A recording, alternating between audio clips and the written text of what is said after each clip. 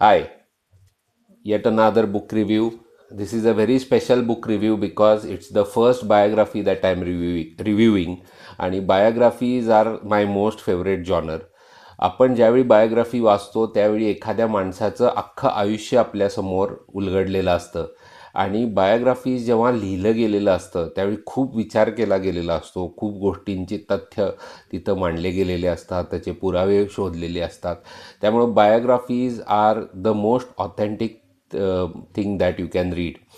बायोग्राफीजबद्दल आणखी एक स्पेशल गोष्ट अशी असते की it makes you time travel.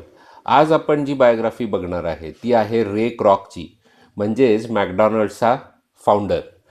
मॅकडॉनल्ड्सचा founder म्हटलं की आपल्याला लगेच लक्षात येतं, कारण का जगभरात 50,000हून अधिक फ्रँचायझीज आणि स्टोअर्स असलेली ही कंपनी जगभरात बर्गर आणि फ्रेंच फ्राईज विकते. आता बर्गर आणि फ्रेंच फ्राईजचा स्केल एवढ्या स्केलला नेणारी ही कदाचित एकमेव कंपनी असेल.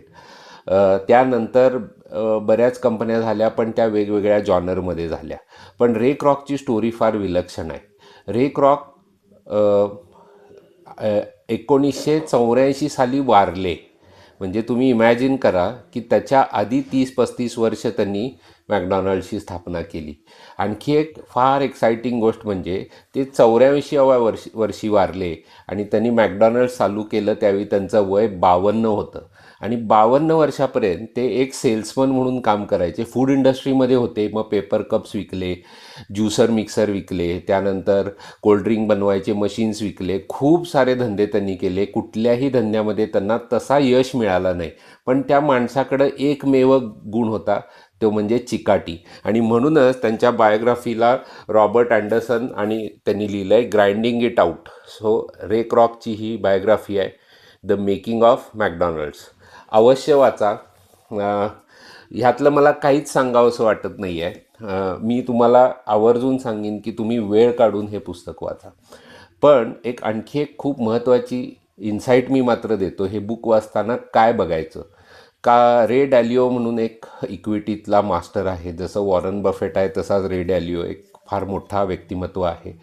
त्याचा एक इंटरव्ह्यू रिसेंटली बघत असताना त्याला विचारलं की यंग एंटरप्रेनरसाठी किंवा बिझनेसमनसाठी तुमचा काय सल्ला आहे. तर त्यांनी एक फार मोलाचा सल्ला दिला. रे डॅलिओनं म्हणाले की know your game and play your game. म्हणजे बिझनेसमध्ये तुम्हाला तुमचा एक्झॅक्ट गेम समजायला पाहिजे. आता जे बिझनेस करतायत त्यांना थोडंफार ह्याचा अंदाज येत असेल की काहीतरी एक असा बरोबर, जसं त्या हाईस्ट मनी हाईस्ट सारख्या मूवीजमध्ये तुम्हाला सांगत असते, दाखवतात की ते असं लॉक असतं, मल्टिपल डायल्स असतात आणि ते बरोबर आवाज ऐकून त्या बरोबर त्या नंबरला तो आवाज आला की ते लॉक उघडतं, मग दुसरं लॉक उघडतं, मग तिसरं लॉक.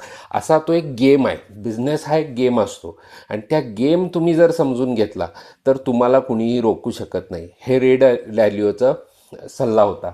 आणि एक्झॅक्टली रे क्रॉकनं काय केलं आहे, तर रे क्रॉकनं त्याचा गेम समजला आणि त्याचा गेम त्याला पहिल्या वर्षी नाही समजला, दुसऱ्या वर्षी नाही समजला, 52व्या वर्षी पण नाही समजला. पण ज्यावेळी त्यानं पहिल्यांदा मॅकडॉनल्ड्सची फर्स्ट फ्रँचायझीवर काम केलं आणि तिथून पुढं तो काम करत गेला आणि त्याच्या लक्षात आलं की बाबा हा गेम काय आहे. आणि once he understood it, there was another phase where त्याचा गेम वेगळाच आहे. आणखी एक अनॅक्डोट सांगतो रे क्रॉकबद्दल आणि थांबतो. रे क्रॉक एका स्टॅनफर्डच्या MBAच्या बॅचला काय म्हणूया आपण, ग्रॅज्युएशन सेरेमनीला चीफ गेस्ट होता. आणि चीफ गेस्ट होता त्यामुळं त्यानं त्या सगळ्या MBAच्या स्टुडंट्सना विचारलं की इंट्रोडक्शन वगैरे झालं आणि विचारलं की तुम्हाला माहिती आहे का मी कोणत्या बिझनेसमध्ये आहे. तर सगळे हसायला लागले. त्यांना वाटलं हा मजा करतोय, कारण का सगळ्यांना माहीतच होतं की रे क्रॉक येणार आहे, मॅकडॉनल्डचा मालक आहे आणि व्हॉट ही हॅज अचीव्ड. नाही नाही, मी सिरियस आहे म्हणला.